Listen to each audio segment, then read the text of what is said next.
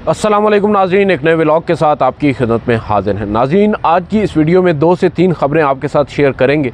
सबसे पहले हम डिस्कस करेंगे फवाद चौधरी, जो कि पाकिस्तान तहरीक इंसाफ के एक मरकज़ी रहनुमा के तौर पर जाने जाते हैं। अब गो कि वो पाकिस्तान तहरीक इंसाफ से अलग हो चुके हैं और उनको आज सुबह अब से कुछ देर कबल ही इस्लामाबाद में F7 में उनके भाई फैसल चौधरी के घर पर नाश्ता करते हुए हिरासत में ले लिया गया है। बकौल फैसल चौधरी के उनको अगवा किया गया है। कुछ बावर्दी अफराद थे और कुछ नामालूम अफराद थे जिन्होंने वारंट गिरफ़्तारी भी नहीं दिखाए और ना ही कोई वजह बताई है, उठाकर ले गए हैं।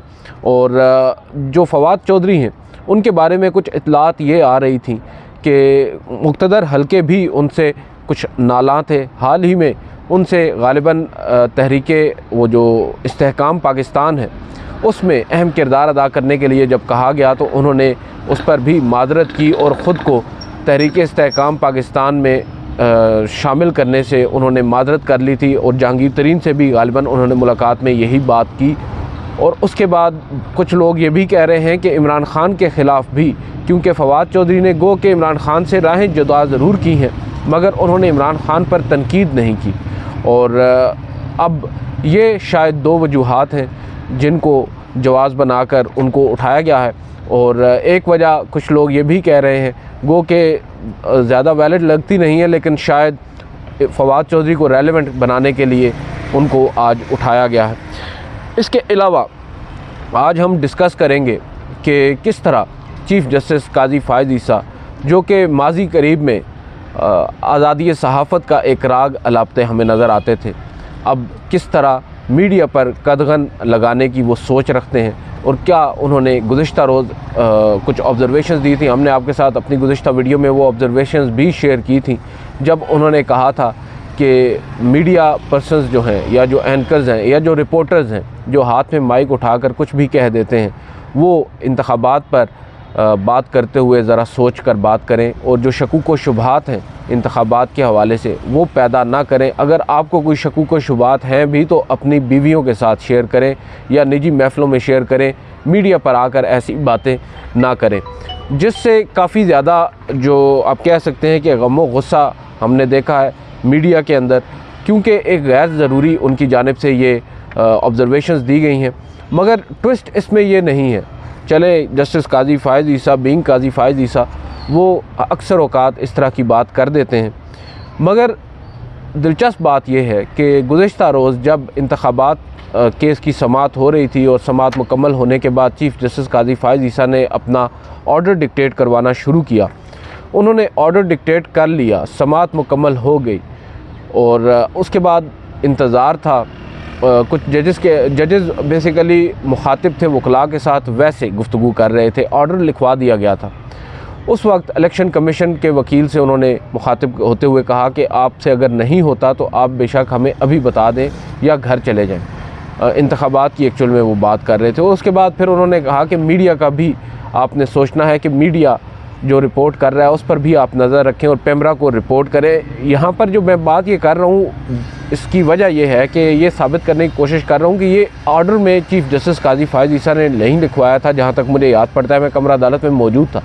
ये बात उन्होंने एज़ ऑब्ज़र्वेशन रिमार्क्स दी थी और वकील से मुखातिब होकर ये बात उन्होंने की थी, गुफ्तगू की थी और अपनी जो उनकी थिंकिंग है, चाहे वो सही है या गलत है, उसका इजहार उन्होंने किया था। और वकील भी इलेक्शन कमीशन के थे।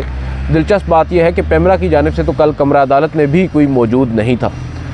हुआ ये कि अभी समाअत ख़त्म हुई और हम कमरा अदालत से बाहर आए। कुछ देर के बाद पैमरा की जानिब से एक 4 सफ़हात पर मुश्तमिल एक डायरेक्टिव जारी कर दिया गया, उस अदालती फ़ैसले की रोशनी में जो अदालती फ़ैसला एग्ज़िस्ट ही नहीं करता। महज चंद ऑब्ज़र्वेशंस हैं, उन ऑब्ज़र्वेशंस को जिन्हें अल्लाह के जो पैमरा हुकाम है उन्होंने ख़ुद सुना भी नहीं है, उनकी कोई तहरीरी शक्ल भी नहीं है, मीडिया पर सुनकर या कुछ ट्वीट्स देखकर उन्होंने ये डायरेक्टिव जारी कर दिया है। और हैरानकुन बात यह है कि अभी तक जो गुज़िश्ता समाअत का तहरीरी हुक्मनामा है वो जारी ही नहीं किया गया।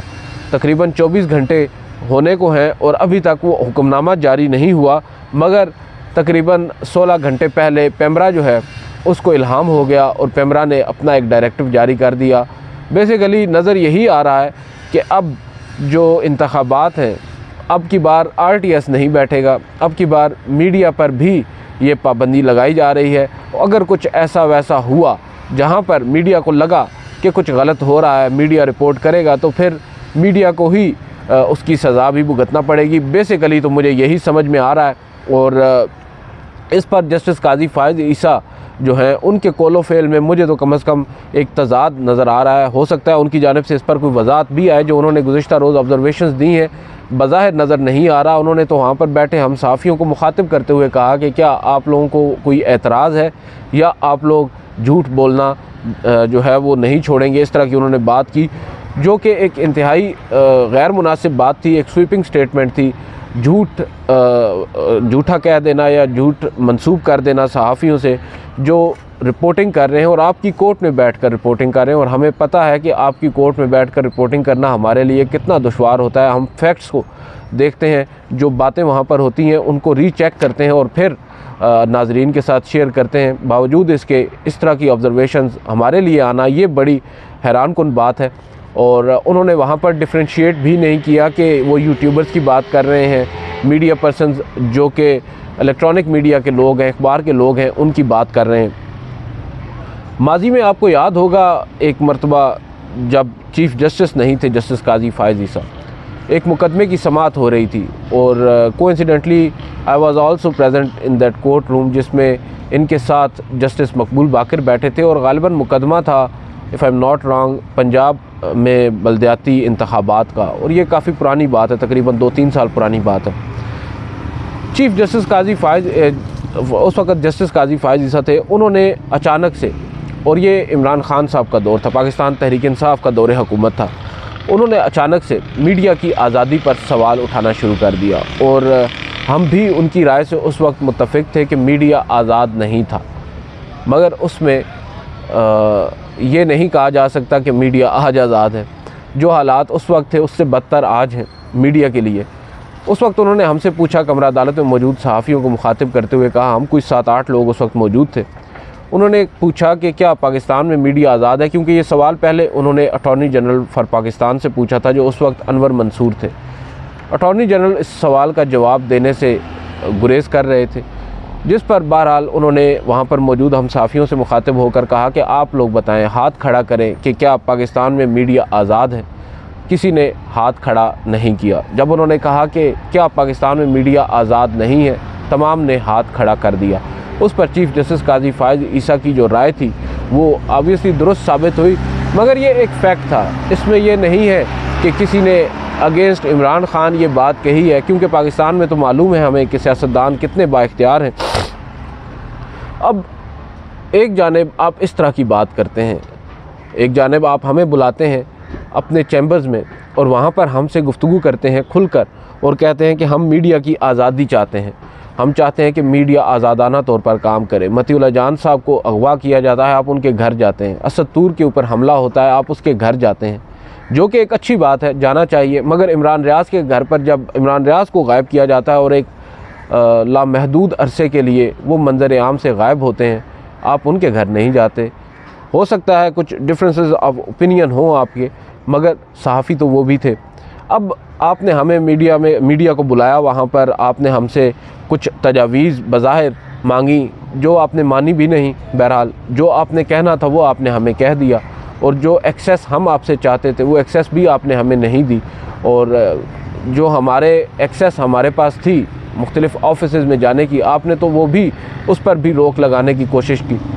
और उसके बाद जो मीडिया का दाखिला है सुप्रीम कोर्ट में, उस पर भी हमें काफ़ी ज़्यादा तहफ़्फ़ुज़ात हैं। तो बज़ाहिर तो हमें नज़र यही आ रहा था जब चीफ़ जस्टिस का हल्फ लिया जस्टिस काजी फ़ाइज़ ईसा ने कि मीडिया पर अब मुश्किल वक्त आएगा, क्योंकि बात करना आसान है जब कोई और चीफ़ जस्टिस हो तो मीडिया की आज़ादी के हवाले से ऑर्डर्स भी पास कर दिए जाते हैं, मगर जब ख़ुद चीफ़ जस्टिस बनते हैं तो उसी मीडिया पर कदगन लगाने की बात भी होती है। अब देखें, चीफ़ जस्टिस काजी फ़ाइज़ ईसा ने, हो सकता है in a good intent, with good intent उन्होंने ये ऑब्जर्वेशंस दी हों, उनके जहन में कोई चीज़ ऐसी हो, कोई उन्होंने ऐसी चीज़ देख ली हो जिसमें मीडिया का कोई अब कह सकते हैं गैर मुनासिब किरदार होगा, या उस पर अब चीफ़ जस्टिस काजी फ़ायज़ ईसा ने जिस तरह जनरलाइज किस्म के स्टेटमेंट्स दिए हैं, अब उसका नतीजा क्या निकला? नतीजा ये निकला कि वो पैमरा जिसके चेयरमैन को से एक रोज़ कबल ही आपने कमरा अदालत में जिनकी दुर्गत बनाई, जिनको काफ़ी ज़्यादा आपने तनकीद का निशाना बनाया, उनको बेसिकली तो रिडिक्यूल किया, बार बार एक सवाल दोहरा करके आपको किसने कहा था फैज़ाबाद धरना केस में रिव्यू फ़ाइल करने का, जिसका जवाब उन्होंने नहीं दिया, एक दफ़ा नहीं दिया, 2 दफ़ा नहीं दिया, मगर उस सवाल को बार बार रिपीट करके आप मुसलसल उनकी तज़दीक बेसिकली तो करते रहे। अब उस चेयरमैन पैमरा को जो है ये जो ऑब्ज़र्वेशंस हैं ये भी ऑर्डर से कम न लगी और उस चेयरमैन पैमरा ने फ़ौरी तौर पर अभी ऑर्डर जारी नहीं हुआ, जबकि मेरी तो दानिश में ये ऑर्डर है भी नहीं, ऑर्डर का हिस्सा भी नहीं है, जारी होकर भी मुझे नहीं लगता कि अब जाकर अगर वो शामिल कर दें। कमरा अदालत में तो उन्होंने तहरीरी तौर पर जो ऑर्डर डिक्टेट करवाया था उसमें ये बातें नहीं कही थी, महज ऑब्ज़र्वेशंस थी। महज ऑब्ज़र्वेशंस पर किस तरह पैमरा जो है वो इस तरह की पाबंदियाँ लगा सकता है मीडिया पर, और ये वही पैमरा है जिसके अगेंस्ट आपके पास बहुत से लोग भी आए हैं जिन्होंने आपको बताया है कि पैमरा जो है वो किस तरह सहाफ़ियों पर रोक लगाता है। आपने ही गुज़िश्ता रोज़ अबसार आलम साहब की उस जवाब में जिसमें उन्होंने ये कहा था कि मुझे फैज़ हमीद ने कहा कि नजम सेठी को प्रोग्राम करने से रोको, उसका प्रोग्राम बंद करो, तो आपने पूछा था कि वो क्यों कर सकते हैं बंद, कैसे कर सकते हैं बंद और कौन करवा सकता है बंद। उस वक्त तो आप ये बात करते हैं और अब आप ख़ुद हमें पैमरा के आगे डाल रहे हैं कि पैमरा हमारे साथ जो चाहे करे। बेसिकली तो लाइसेंस टू किल दिया जा रहा है और पैमरा ऑब्वियसली अपना किरदार अदा करेगा जब उसको आपने एपेक्स कोर्ट ने ख़ुद एक ढील दे दी है। इसके बाद फिर हम लोग कहाँ जाएंगे जब एपेक्स कोर्ट का ऑर्डर पैमरा दिखाएगा किसी भी लोअर कोर्ट को कि भाई देखें हमने तो सुप्रीम कोर्ट के अहकामात पर अमल दरामद करते हुए एक ओपन एंडेड किस्म का स्टेटमेंट दिया। अब इस ओपन एंडेड में कोई भी नरगे में आ सकता है। तो बेसिकली तो ये मामला है। अब जो उन्होंने जारी किया है वो मैं आपको बता देता हूँ, जो हिदायत हैं उन्होंने मीडिया कवरेज के हवाले से पैमरा ने जो जारी की हैं।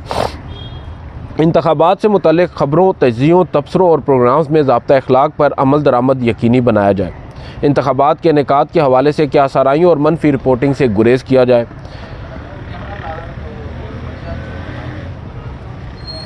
आज़ादाना और शफाफ इंतखाबात के इनेकाद के लिए तमाम शहरियों और इदारों की ज़िम्मेदारी है कि वो इलेक्शन कमीशन की मुआवनत करे। ऐसा कोई मवाद नशर न किया जाए जिससे आम इंतखाबात से मुतालिक शकूक व शुबहात जन्म लें। ऐसा कोई मवाद नशर न किया जाए जिनसे इंतखाबात का इनेकाद ख़तरे में पड़े। सुप्रीम कोर्ट ने भी अपने फ़ैसले में मीडिया के किरदार और ज़िम्मेदारियों का जिक्र किया है। अब सबसे बड़ी गलत बयानी तो ये है कि सुप्रीम कोर्ट ने तो अपने फ़ैसले में कोई जिक्र नहीं किया, और अगर किया है तो फ़ैसला कहाँ है? वो फ़ैसला तो अभी तक आया नहीं। तो आप क्यों शाह से ज़्यादा शाह के वफ़ादार बन रहे हैं? बेसिकली तो अब हमें बताया जा रहा है कि भाई ज़रा दिल थाम के बैठिए, और वो कहते हैं ना कि कुर्सी की पेटी बांध लीजिए, अब तूफ़ान आने वाला है और हालात कुछ इसी तरफ जा रहे हैं और देख रहे हैं, हम भी आगे भी देखेंगे। दूसरी जानिब कुछ नई डेवलपमेंट्स हुई हैं, कुछ नए बेंचेस तश्कील दिए गए हैं और साबिक फ़ौजी आमिर के ख़िलाफ़ भी एक मुकदमा दोबारा से समाअत के लिए मुकर्रर किया गया, उस पर लार्जर बेंच बनाया गया, उसको आपको नेक्स्ट वीडियो में आपको बताएंगे। और एक और डेवलपमेंट गुज़िश्ता रोज़ हुई थी, गो कि हम आपके साथ शेयर नहीं कर सके, वक्त की किल्लत के बायस हम इंतखाबात के केस में ही मसरूफ़ रहे हैं। इमरान ख़ान साहब ने भी अब फाइनली काजी फ़ायज़ ईसा का इम्तिहान लेने का फ़ैसला किया है। उन्होंने सुप्रीम कोर्ट ऑफ पाकिस्तान से रुजू किया है साइफ़र केस में, जो उनकी ज़मानत बाद अज़ गिरफ़्तारी है उसकी दरख्वास्त उन्होंने दायर की है। एक्चुअल में उन्होंने इस्लामाबाद हाई कोर्ट के उस फ़ैसले को चैलेंज किया है जो गुज़िश्ता माह इस्लामाबाद हाई कोर्ट ने दिया, जिसमें जो इमरान ख़ान साहब की दरख्वास्त ज़मानत है उसको ख़ारिज किया गया था। अब वो ये कह रहे हैं कि जो सुप्रीम कोर्ट है वो उनकी जो दरख्वास्त ज़मानत है उसको मंजूर करे और इस्लामाबाद हाई कोर्ट का फ़ैसला कलअदम करार दे। अब देखते हैं क्या करते हैं justice Qazi Faez Isa, chief justice of Pakistan. उससे कबल हमें देखना होगा कि chief justice Qazi Faez Isa, justice Sardar Tariq Masood और जस्टिस एजाज़ुल एहसन पर मुश्तमिल 3 रुकनी वो कमेटी जो बेंचेस तश्कील देती है, वो इस मामले पर कौन सा बेंच तश्कील देती है। क्या ये मामला फ़ौजदारी के जज जस्टिस सरदार तारिक मसूद के पास जाएगा या फिर जस्टिस मज़ाहिर अली अकबर नकवी की कोर्ट में इस मामले को फ़िक्स किया जाएगा? अब ये सोचने की बात है। और आया इस मुकदमे को जल्द समाअत के लिए मुकर्रर भी किया जाता है या नहीं। तमाम तर तफसीलात आपके सामने रख दी हैं। अब मज़ीद कोई चीज़ आएगी तो आपके साथ शेयर करेंगे। नेक्स्ट वीडियो में कुछ मज़ीद एक्सप्लोसिव किस्म के इंकिशाफ़ात हैं वो आपके सामने रखते हैं। इस वीडियो से इतना ही, इजाज़त दीजिए। अल्लाह हाफ़िज़।